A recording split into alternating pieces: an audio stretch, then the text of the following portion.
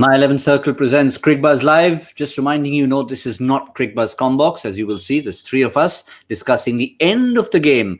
Probably minutes after we would have been discussing the progress of a chasing side, but it's been clinical from the number one team who stay at number one, and they also guarantee themselves a 1 or a 2 position, which is what everyone strives for in this format. 110 for 9, never ever going to be enough. The real question was, could Mumbai ensure that Delhi were going to possibly finish below Punjab in their net run rate? We'll confirm that for you shortly. But we know that based on our early estimates, they had to get it in under 15 overs, and they got exactly that for the loss of just that one wicket of Quinton de Kock. Unfortunately, when the ball just trickled onto the bail from Nokia, he was out for 26. But what an innings from Ishan Kishan. 72 of 47.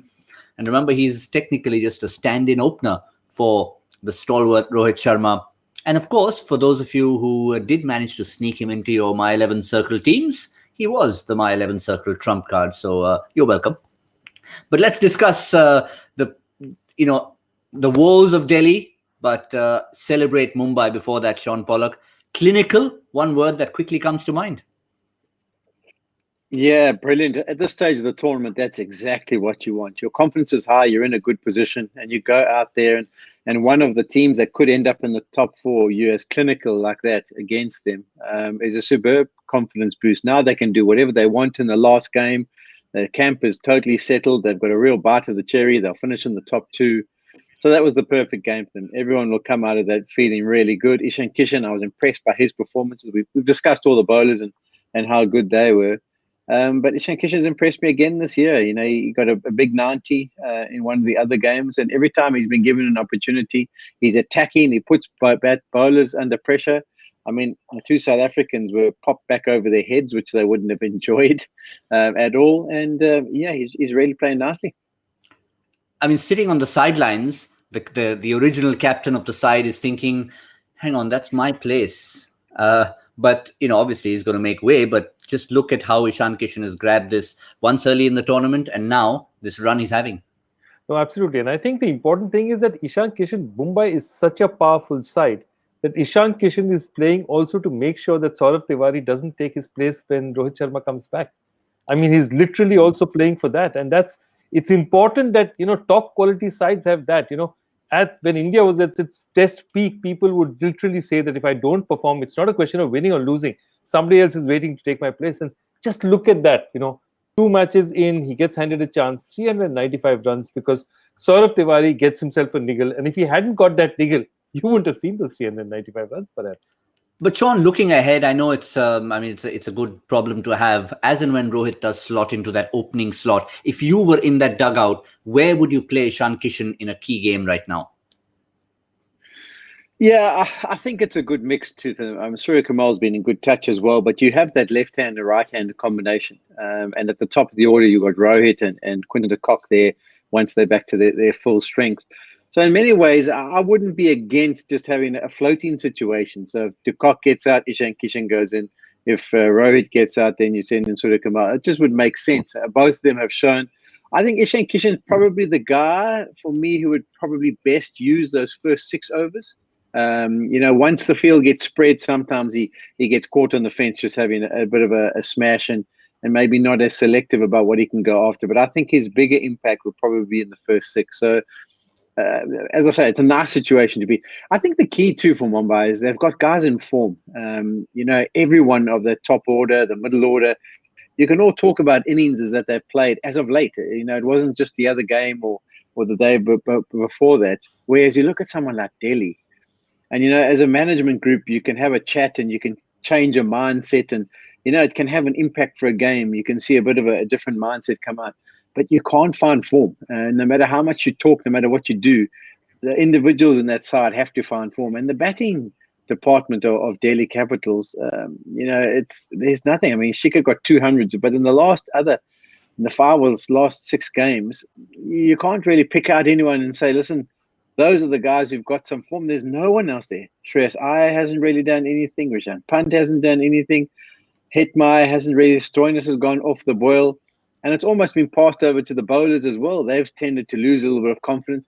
And the concerning thing for me on the bowling front is that at the start of the tournament, when you get whacked, there was a couple of the South Africans sort of standing in the middle of the pitch, looking at the batsman, going, "Oh, okay, fine, that's fine." Now it's almost like they just turn around and go back to the mark, because it's become almost something like they're expecting to be put on the back foot. So that mindset worries me, but also the form of the individuals. You don't just find form at the back end of a tournament. Yeah, 4 losses on the trot, Joy, and that's really going to hurt. Just to confirm to you before you respond to that, yes, they have fallen below Kings 11 Punjab in terms of the net run rate, just as we feared.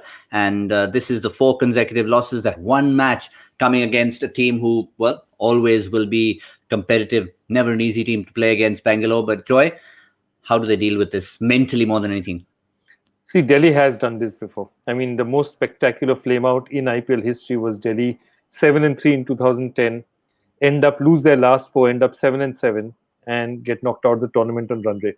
So it's happened. They have history there, which is, I mean, they'll be thinking about it now, because, at 7-3 you don't, 7-4 you don't, 7-5 you suddenly said, you know what, this is not going the right way. At 7-6 you are beginning to really get worried.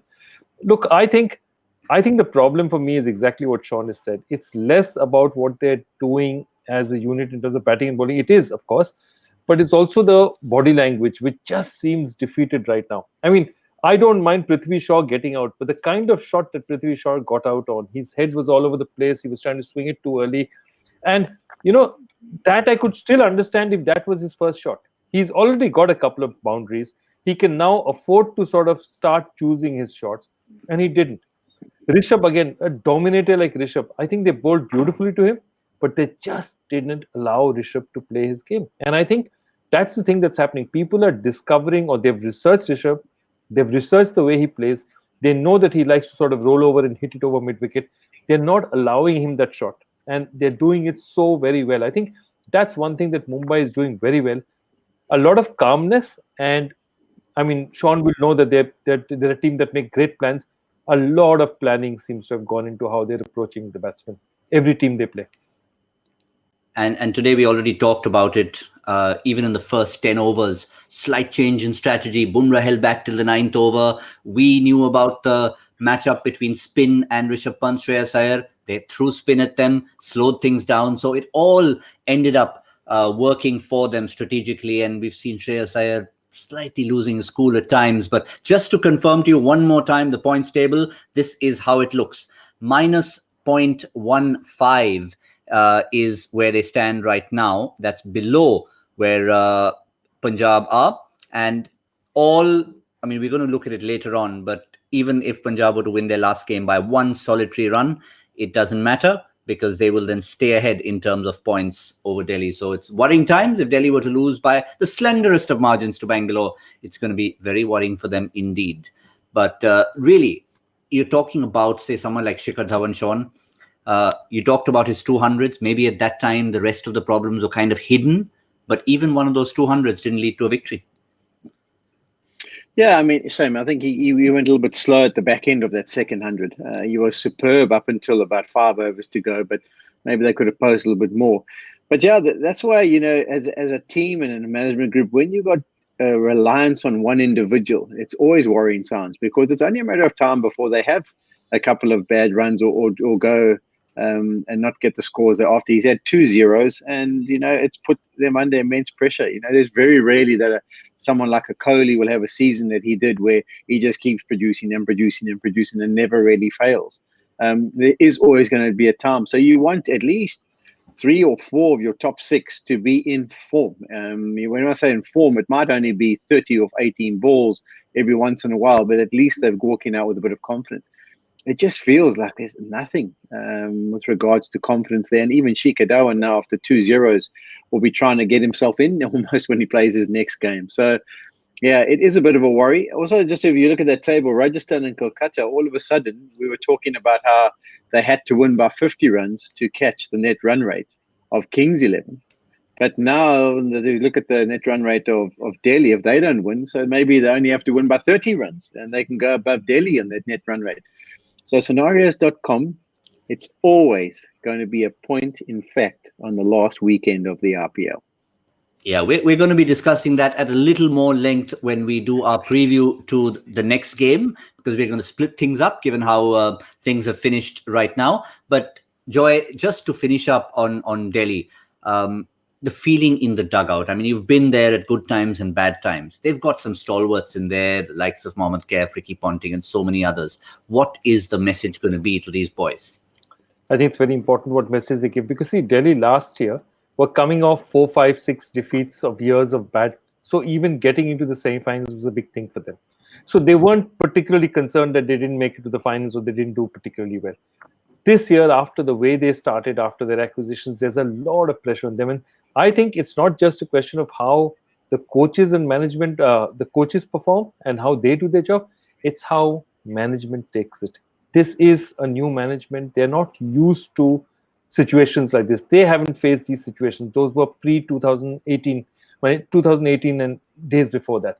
So how they react to adversity will be very important. If they're calm and they say, we have our fate in our hands. Whatever happens, we win this match, we're through. Very few other teams can say that. Only SRH and us can say that our fate is in our hands. Let's go and just play good cricket and do it. I think they need to be calm, and it comes from the ownership. It's not just about the coaches, it's about the ownership. Yep, and of course we've seen, at least with the Delhi boys, that they've got the owners, they've been hands-on, they're in there, they're at the venue, they're in the Gulf, and hopefully they will have a chat with them as well. But in terms of the My 11 Circle ultimate team of the day, if it was possible, it would be all 11 from Mumbai. But of course, you can have a maximum of 7. And that's exactly what you do have. You have 7 players from Mumbai, led by Ishan Kishan with his effort with the bat. And of course, it was a fight with Jasprit Bumrah with ball in hand, who did brilliantly. But he just had only 3 wickets to show for it, because Trent Bolt stole a bit of the thunder. 3 wickets to Bolt, 3 wickets to Bumrah. Great finish from Ishan Kishan, and everybody else just picked up some crumbs. We do also have our My 11 Circle champion of the day, and suspect Kishan and Bumrah was a good captain, vice captain to have. And I was going to say, is it Balkishan Dud? No, it's Balkrishan Dud from Rajasthan. Well done. 426.5. Very nattily dressed. Love the moustache. Very healthy score to pick that up. Oh, hold on. Gautam. Yeah. There's one other winner out here, which hasn't been mentioned as yet. Hasn't been mentioned as yet. It's coming. We're saving the best for last, Joy. We're saving the best for last. Yes, of course. The My 11 Circle Badge of Honor, which Joy, with 41, was 3 away from the ultimate score, which was 38 in the 6 overs. We were not sure if they'd go hard, how hard they would go. There it is. Expert of the day. Well done, Joy. Thank you. Hard one, I have to say, after getting it wrong by about 85 runs in the first innings.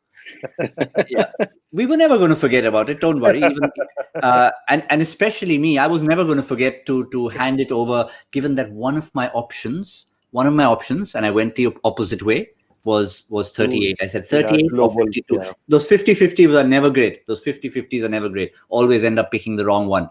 But when it comes to picking a 50-50 between Ishan Kishan and Saurabh Tiwari, remember Mumbai had that conundrum early on. Well, Tiwari had the niggle. Ishan Kishan came in. He hasn't looked back since. Naturally, he's had the stamina to stay on, to be a long season player. Lamba race ka ghoda was Ishan Kishan, in fact, is. And he is on our boost stamina meter. Batting rating a stunning 93.9, 72 of 47 deliveries. What he does well is, once he gets in there, he likes to finish the game. He likes to there at the end. Good strike rate at the pitch for 86 deliveries. And of course, whenever he's in there, he does lots and lots of running. The thing is, they didn't necessarily need an explosion from Ishan Kishan, but in the context of that 15-over mark, he helped Shaun. Yeah, he did. And I would have actually liked to see Delhi bowl Ashwin for longer. I thought he was the hardest to get away. Once the pace came on, it almost seemed it was easier for Quinton de Kock and Ishan Kishan to get the balls away. But he was backing himself. Often the first delivery of the over, which is so vital when you're putting pressure on the bowlers, he took them on and whacked it over the top. And to come back from a boundary is hard for the bowler. So, yeah, he was impressive. His running between the wickets is always good. He's got the energy. As I said, I think he's a wonderful little pocket rocket. And let's not forget, Joy, obviously, whether he's in the field, if he's in the field with gloves on or without gloves on, always an asset. always an asset, and it's very interesting because Ishan Kishan and Rishabh Pant are the same batch of under-19 cricketers, and Ishank was the captain and keeper. So when that sort of stumped out was there, and they were going to the third umpire, the conversation between them, this guy's saying, I don't think you've got it, and the conversation is fantastic. It's great to see those guys. Think about it. 5-6 years back, these are little kids with stars in their eyes, thinking, I might make it to the IPL. And today, these guys are bona fide stars with $1 million contracts. Such a great story. Yeah, certainly a great story. But as we said, this is a bit of an unusual show that we're having today because Mumbai have finished things off in clinical fashion with lots and lots of breathing room between this game and the next game, which of course we will preview in detail just after the toss takes place in Sharjah. It's a big one. It's going to be, of course, Bangalore taking on Hyderabad, some big hitters in there. Will Sharjah go back to being the six hitting ground, or will it continue the trend of maybe helping some of the spinners, maybe becoming a little difficult to get those big hits off? We'll be there for sure. So much to talk about. And of course, scenarios.com will be in all its glory. Thank you, Joy. Thank you, Shaun. We'll see you in a few minutes, in approximately 20 minutes time. Don't go too far. My 11 Circle presents Cricbuzz Live.